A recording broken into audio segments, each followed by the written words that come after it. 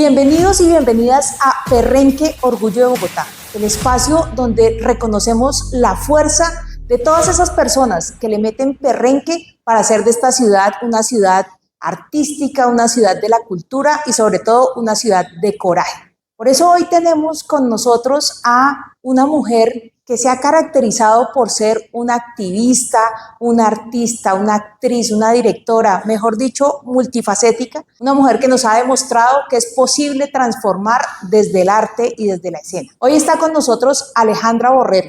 Alejandra, muchísimas gracias por acompañarnos en Perrenque Con Orgullo de mucho Bogotá. gusto, tan bella. Muchísimas gracias por invitarme. Creo que estos espacios son fundamentales para que la gente eh, recuerde el optimismo que tenemos que tener en esta vida para sacar las cosas adelante. Tú eres una mujer que ha sido comprometida con muchas causas, que ha logrado además marcar toda una época de este país y que nos ha logrado conmover de distintas formas. Queremos conectar tu relación con Bogotá. Cuéntanos cómo fue esa llegada a Bogotá y en qué momento comenzaste a sentirte bogotana. No, pues sí, realmente para mí Bogotá fue muy duro cuando llegar de Cali, una ciudad caliente, donde todo el mundo vive con una camiseta y un pantalón y un short, si se puede, eh, a una ciudad donde todavía se usaba abrigo, la gente se vestía oscura, yo Sombrero. no tenía medias sino blancas, entonces todo el mundo me miraba mal. No, fue aprender un montón de costumbres muy diferentes, pero además el frío me dio durísimo. En este momento no me da frío nunca, yo no siento frío, siento que la ciudad es regia, que tiene un clima rico, pero al principio, los 2 primeros años yo decía, esto es pa' pájaros, Dios mío, qué frío tan brutal. Llegué precisamente porque era el sitio donde se podía, digamos, hacer lo que yo quería hacer, que era, por supuesto, desarrollar mi carrera como actriz.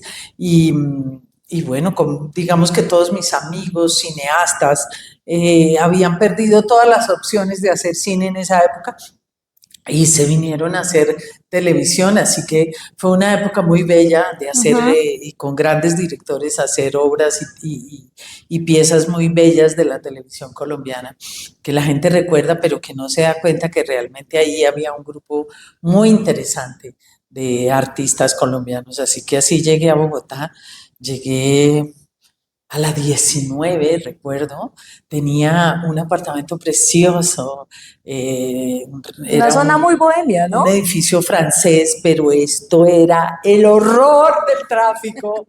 Yo recuerdo que venía mi sobrina y se ponía a llorar y yo la paraba en la ventana y se quedaba aterrada de ver la cantidad Los de buses carros. cebolleros. Sí, claro, claro que sí. Y bueno, RTI, Caracol quedaban ahí mismo, así que me quedó muy, muy cómodo después, claro, era como una locura haber vivido ahí. Cuando tú llegas a Bogotá y este encuentro con una ciudad tan distinta, ¿tú crees que esta ciudad te exigió mucho perrenque? Claro que sí. Bogotá es una ciudad muy diferente a todas las de Colombia. Uno cuando llega, yo que viajo con mi trabajo a muchos lugares, llego a cualquier lugar y todo el mundo tranquila, ahorita lo hacemos. Aquí en Bogotá uno no tiene tiempo para estar bobeando, o no bobeando, es otro ritmo, ¿no? Realmente Total. otro ritmo de vida y, y realmente aquí se desarrolla todo. Esta es una ciudad demasiado grande, es una ciudad, como les digo yo, si tenemos una sala de 60 sillas y tenemos 8 millones de habitantes, tiene que estar llena todos los días. Y es cierto, hay gente para todo, Sí. hay todo tipo de, no solo de emprendimientos, sino de maneras de ver la vida, ¿no? Y uno puede llegar y encontrar lo que uno necesita en Bogotá. Como he visto tu trabajo artístico y has venido haciendo unos papeles que nos han marcado mucho a todos, ¿cuál es el papel que tú crees que más identificas con Bogotá? El papel que más identifico con Bogotá, posiblemente un papel que estos langarutos no se van a acordar nunca porque eran muy chiquitos, pero se llama La otra mitad del sol. Una historia que venía de la época de la independencia, Sí. que luego transcurre en los años 50, justamente con la muerte de Gaitán, y que fue realmente reproducir ese momento fue increíble. Las tomas eran igualitas a las fotos, lo que se logró en ese momento fue realmente precioso y de alguna manera fue como lo más, y luego pues era una psiquiatra que trabajaba en una universidad bogotana, así que era como muy Bogotá de ese momento.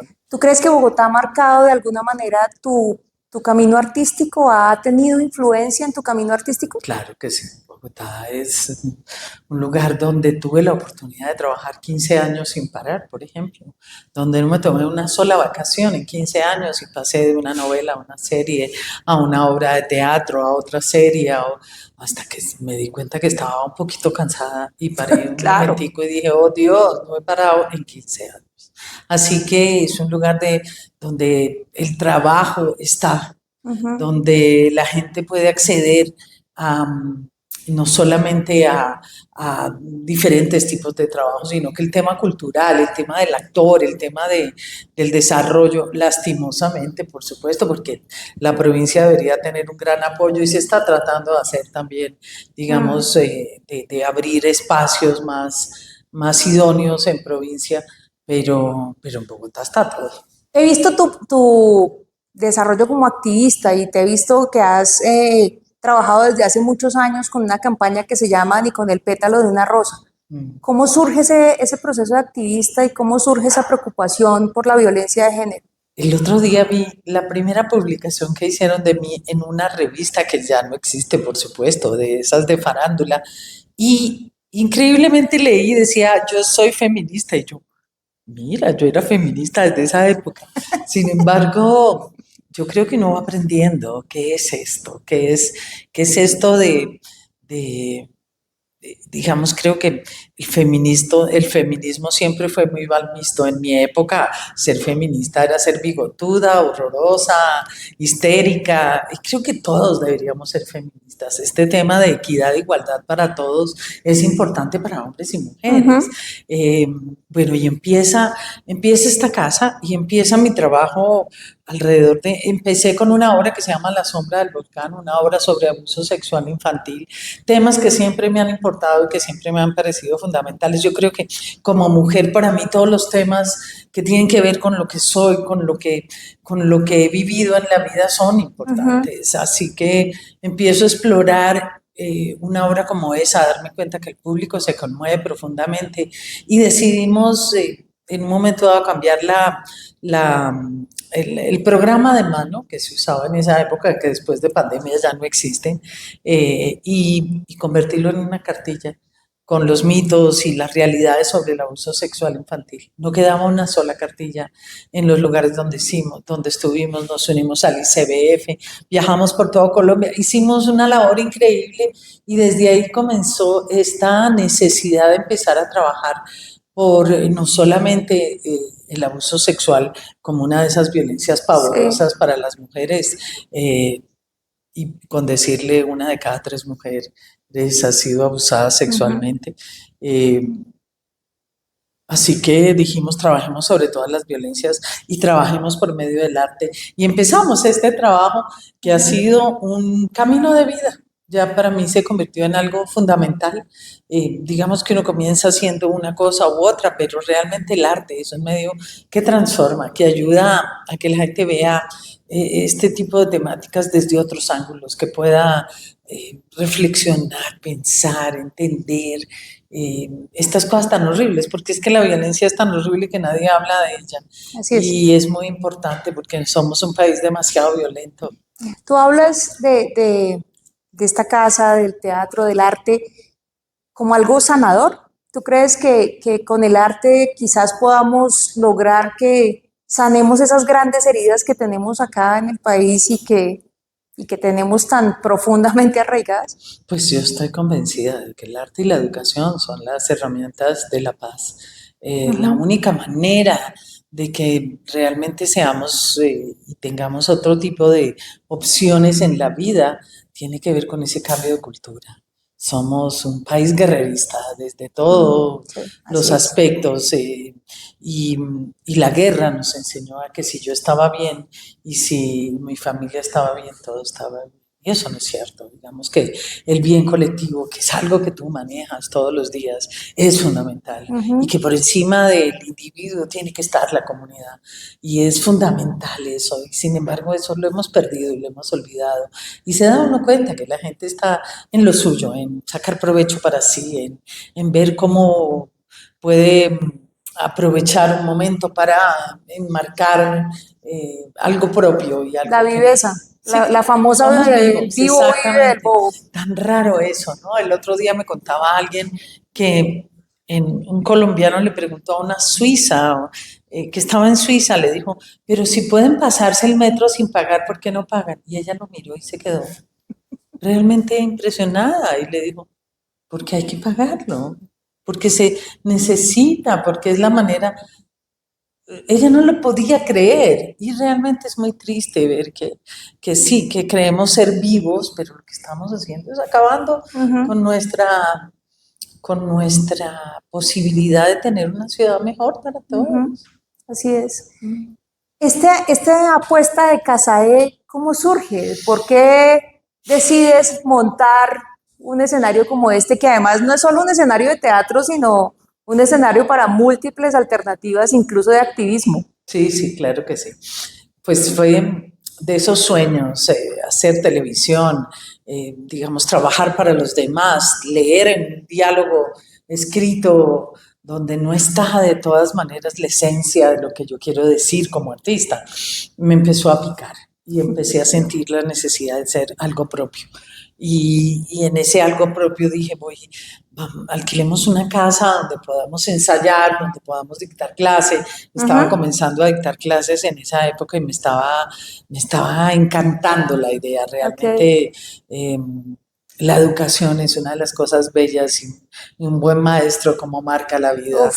Así que empecé a trabajar en eso y bueno, empezamos a buscar espacios y nos presentamos aquí al lado en el teatro que en ese momento manejaba Hugo Molina, ya murió Huguito, pero Hugo tuvo la locura, porque es una locura hacer este tipo de cosas, de coger el teatro y convertirlo en un teatro, de coger el teatro que era de cine y convertirlo en un teatro. Hizo un tramoya, cambió la luz, hizo todas las locuras habidas y por haber, y empezó a programar teatro. Así Ajá. que trajimos a La Sombra del Volcán aquí y pasamos por esta casa y la vimos que la estaban vendiendo. Y yo entré a esta casa y cuando la vi dije, Dios mío, esta es la casa de mis sueños. Y por supuesto, costaba, no teníamos de dónde comprar esta casa, así que mm, hicimos, nos fuimos a pedir un préstamo Ajá. que terminaron dándonoslo y por muchos años estuvimos pagando Wow. esta casa eh, y, y se convirtió en este espacio. Llegamos, abrimos la casa y no sabíamos qué hacer. Yo decía después, yo por qué no que me quedé con el teatro, por qué cogí una casa y sin embargo la casa empezó a hablar sola y empezó a pedir y empezamos con la salita mayor, lo que fue nuestra primera sala, la más chiquitica, con eso abrimos la casa, pero lo increíble era que no sabíamos cómo se hacía este trabajo. O sea, el primer día que abrimos, yo ya, claro, yo sé montar una obra de teatro, yo sé hacer todo eso, lo sé hacer. Y ya estábamos listos y de pronto dijimos, ¿y quién va a vender la boleta? ¿Y esto cómo hacemos? ¿Y quién recibe la No, plata y no quién se da las pueden vueltas? imaginar lo que fue. Entonces estaba mi hermana, la Mona, que es igual de salvaje que yo, y la siento ahí, le digo, Mona, usted recibe aquí. Entonces cuando salimos, le digo, ¿cuántas boletas vendimos? Y me dijo, yo no sé, porque a mí me dio pena cobrarle a la gente. Así que no se cobró ni una boleta, todo el mundo entró gratuitamente. Pero lo increíble del sitio era que la soledad era absolutamente sola. A las 7 de la noche, las casas estaban, no solamente no había nadie en la calle, sino que las casas tenían las luces apagadas. Sí. Y esta era un barrio de gente muy mayor.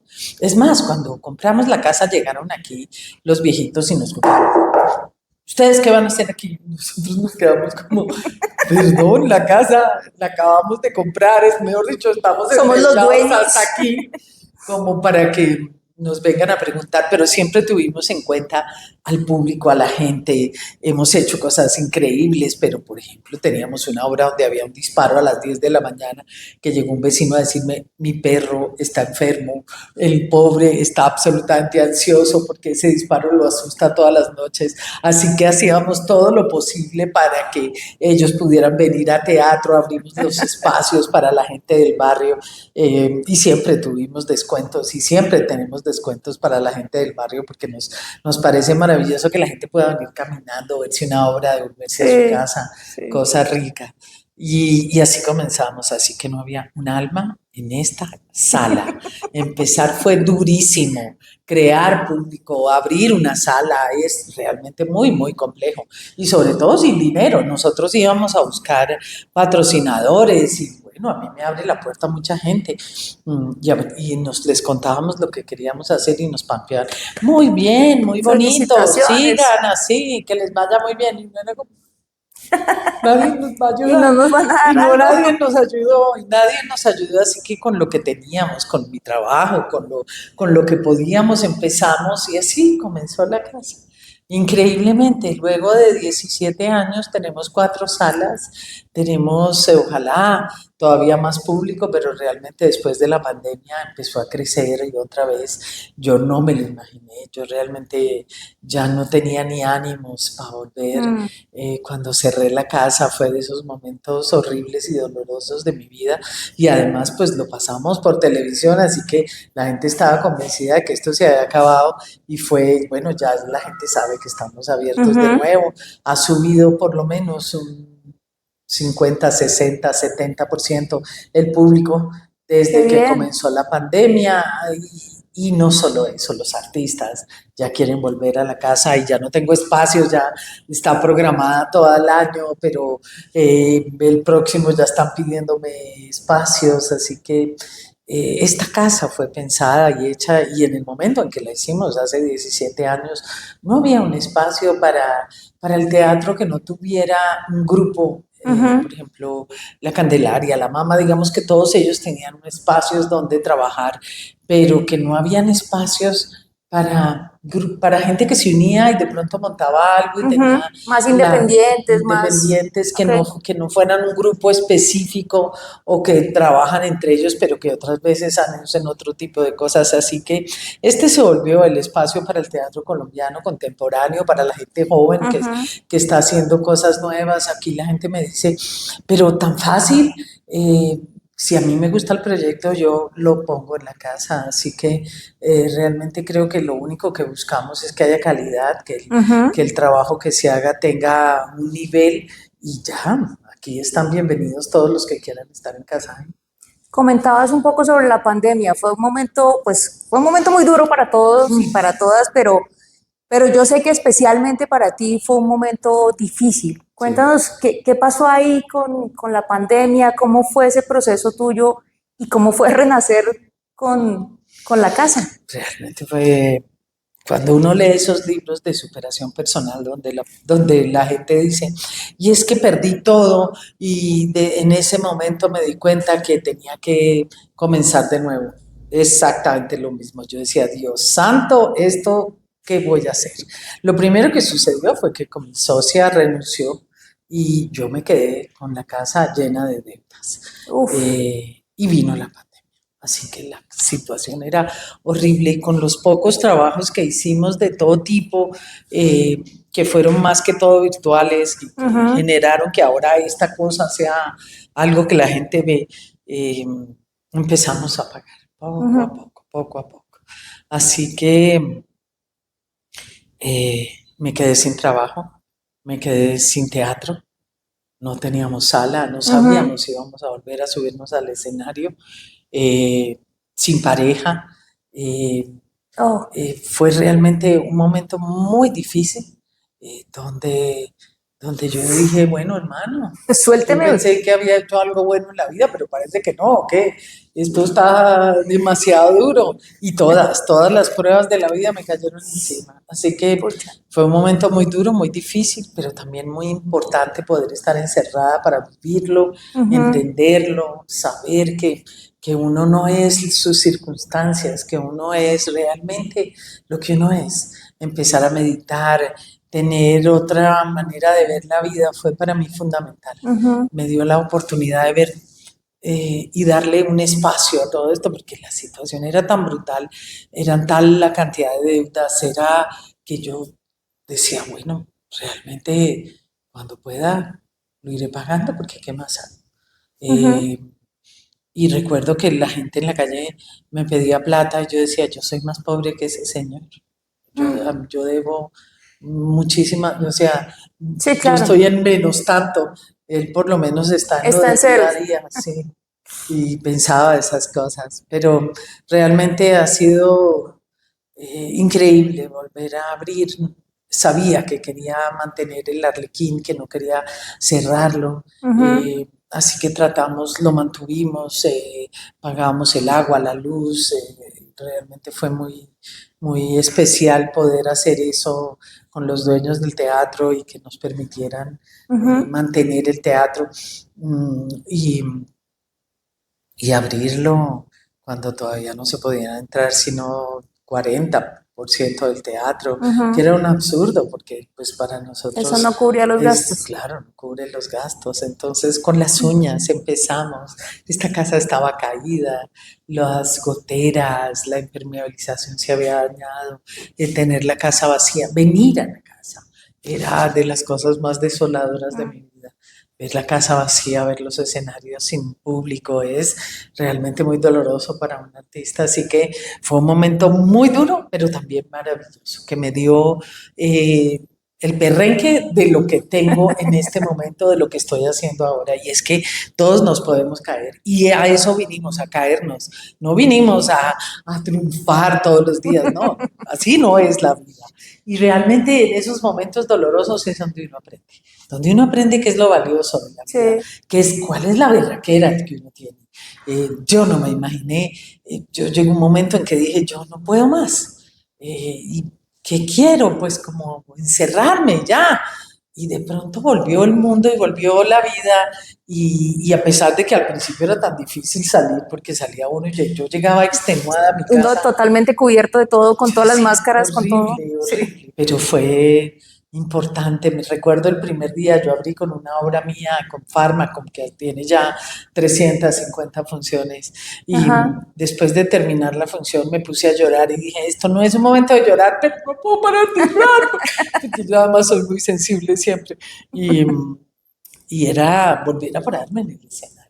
Y llevaba, y traía, no traía nada. Yo dije, yo es que no tengo, no me alcanza el alma, pero parada en el escenario empecé a decir, ay, al productor de la casa que se llamaba Yepes, y le decía, Yepes, hagamos tal cosa, Yepes, mire, llamemos, hagamos, y empezó de nuevo, y uno no sabe cómo, pero uno vuelve a salir adelante.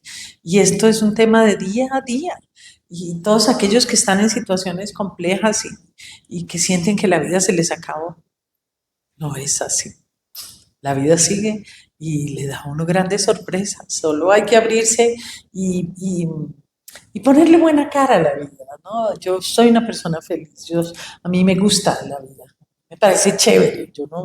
Yo nunca pensé ni en los momentos más dolorosos en morirme. No. Yo creo que el mundo vale la pena, que estar aquí vale la pena.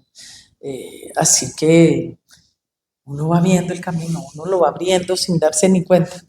Una pregunta que estaba escuchando en lo que decías, que la casa, el teatro, la relación también se perdió. Eso, digamos, ha sido una de las cosas que tú has dado ejemplo también, y es hablar abiertamente de tu orientación sexual. Yo ahí me siento súper identificada porque sé lo que significa decir públicamente Ser quién una persona eres. pública y sí, claro. Y yo quería saber cómo fue ese proceso tuyo de decirle a la gente, esta soy yo. Eso significó que cambiara la gente, que cambiara tu Pero público, por que cambiara... supuesto, fue horrible. Estoy loca. ¿Cómo se me ocurre en el 98 Sí. decir públicamente mi orientación sexual? Y fue para mí años de depresión y de un golpe muy duro. Tú no te puedes imaginar lo que era la sociedad. O sea, yo Sí. era la protagonista de muchas cosas y yo llegaba a un restaurante y todo el mundo me miraba, ay, la actriz, y buenas. Y conté esto y la gente volteaba y me miraba y así, sí, y no me querían. Oh, fue un rechazo social absolutamente horroroso y doloroso para mí. Y me di cuenta que yo tenía los mismos prejuicios que todo el mundo, que me habían educado igualito y que yo me sentía menos, que yo no, ay, no, qué cosa tan brutal lo que fueron esos años. Y fue ir aprendiendo quién era Alejandra Borrero, no la actriz, no la famosa, no, la hija de su madre. Y pues en mi casa yo era el orgullo de mi madre, por supuesto, y mi padre, y después pues semejante golpe tan duro y ellos apoyándome, porque además mi papá y mi mamá siempre fueron personas muy amorosas y muy especiales, sin entender este tema, sin saber cómo ¿Por manejar qué esta decides papa salir? caliente. Porque estaba aburrida de que los periodistas me sondeaban todo el tiempo, porque sentía que tenía un guardado y que tenía como un secreto y que era una cosa oscura y yo no creo que eso tenga nada No. que ver con Ajá. eso. Yo creo que la oscuridad y el morbo se la ponen los demás y que uno tiene que hacer lo que sea porque yo considero que soy una buena persona, yo considero que soy un ser humano chévere, no me defino por mi orientación, me define la vida, me define quién soy, me define lo que he hecho en la vida. Y creo que poner mi verdad por delante era fundamental, porque soy una mujer que habla con la verdad, yo odio la mentira. Y siempre, y además cuando uno es chiquito es muy divertido, porque yo decía, pues lo que me pregunte un periodista, yo tengo que decir la verdad. Y después me quedaba como, Dios mío, ¿yo qué hago? Ahora me doy cuenta que uno tiene que ser como un político, que uno puede contestar lo que uno necesita contestar en la vida. Usted los oye decir, ¿cómo le va? Y usted, su familia, ¿qué piensa de su trabajo? Bueno, yo en este momento estoy haciendo, ya, no, yo pensaba que uno tenía que decir toda la verdad y solo la verdad, porque para mí es fundamental ser una persona honesta. Yo creo que si la gente me quiere tanto es porque yo he sido como todo el mundo. La gente me ha visto sufrir, me ha visto las grandes alegrías que he tenido, pero también se han dado cuenta de Los golpes. de los golpes y los, ¿cómo se llama? Los huequitos que uno tiene, los quiebres que hay en la vida. Claro. Y eso somos todos. Realmente ese tema de las redes, bueno, nosotros nacimos sin redes, así que para nosotros era una cosa muy difícil. Ahora ver estos muchachos que todos quieren aparentar más todavía de lo que se aparentaba cuando nosotras éramos chiquitas, ay, qué dolor, qué cosa tan difícil. Sí, les toca Entonces, muy duro nada, realmente. fue un tema muy difícil, pero creo que también le abrí la puerta a mucha gente. Así es. Creo que la gente sabe y sobre todo toda esta comunidad que ha sido tan golpeada y tan menospreciada, hasta por nosotros mismos, ya tiene como, y en Bogotá de decir es muy diferente el trato, es muy diferente ya el manejo de la comunidad LGTBIQ+, y para mí es fundamental. Posiblemente en otras ciudades todavía hay toda esta Apariencia y esta necesidad de no hablar del tema para que no exista, lo cual es lo más absurdo que yo haya visto en la vida, pero creo que, y esta casa estaba abierta para este tipo de expresiones y lo único que les he pedido es, vamos a trabajar con seriedad, hacer cosas bien hechas. Con calidad, que se demuestre con nuestro perrenque. Exacto, entonces he tenido cosas muy, muy bellas en esta casa y eso ayuda a que la gente vaya normalizando cosas que son normales y que generalmente eran miradas como, oh, no, eso no puede ser. Yo creo que en cada familia hay una persona de la comunidad y que así somos los seres humanos, que ¿qué podemos hacer? O sea, no podemos, es muy absurdo tratar de tapar el sol con un dedo. No se puede, no hay cómo. Alejandra, de verdad, muchas gracias Yo no paro de hablar, qué por pena. contarnos, No. por contarnos tantas cosas de tu vida, de Bogotá, del perrenque que has tenido. Este es un espacio precisamente para que esas personas que a veces sienten que necesitan un poquito de impulso, vean que otros lo han logrado, que han venido haciendo ese esfuerzo, que le han metido perrenque y lo han logrado. ¿Tú qué mensaje le darías a aquellos que están en este momento o en un lío o están empezando o quieren hacer sus sueños y los ven complicados? ¿Qué mensaje le darías tú desde tu experiencia? Yo les voy a decir, si yo pude, que tenía todos los miedos, las angustias, que no sabía hablar cuando comencé a ser actriz, que tenía pánico escénico. Si yo pude, todos pueden. Todos pueden. Cumpla sus sueños, a eso vino, no vino a nada más. Hágale. Bueno, pues muchísimas gracias por vernos hoy y están súper invitados a nuestro próximo capítulo de Perrenque, Orgullo de Bogotá.